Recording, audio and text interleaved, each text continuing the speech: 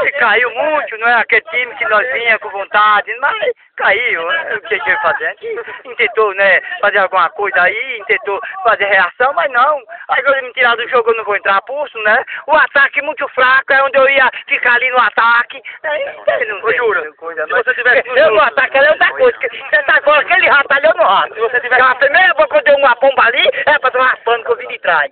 E o contrário, ele ficou naquele esquema ali de coisa, então não dá. Mas você Mas eu vou botar aqui bem pra ver se ficou alguma coisa no lugar. Se você tá no segundo tempo, tinha mudado esse placar desse jogo aí? Podia mudar pra cá porque ninguém ia deixar ali a zaga sozinha. Eu vi ali somente 4, 5 zagueiros. E comigo ninguém fica na Jura, não. você ficou chateado com o técnico Gilberto, você ter saído no começo do segundo tempo? Não, eu não fiquei chateado, não é a obrigação dele, né, de botar. Agora que gente que faça o papel, né, faça o cumprir dele. É o que então, gente, foi pior do que tudo, então. É uma brincadeira, mas ninguém quer perder, né. Inclusive, a participação de que sai do jogo, passar a fazer outro, não. Se tem 11, se sai 2, não tem problema, não. Você acha que o árbitro roubou no jogo? Não, ele não evoluiu o resultado, não. Ele marcou certo.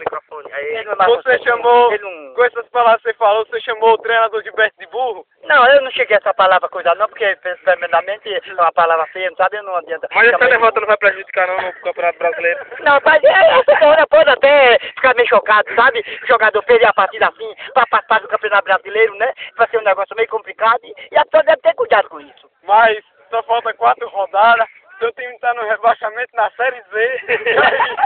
Rapaz, mas isso aí não tem problema, né? Quem dá na série você pode até recuperar as coisas, né? E nem por tanto vai querer todo mundo perder a cabeça com o jogo dele, né? Aí vai pra Série Y.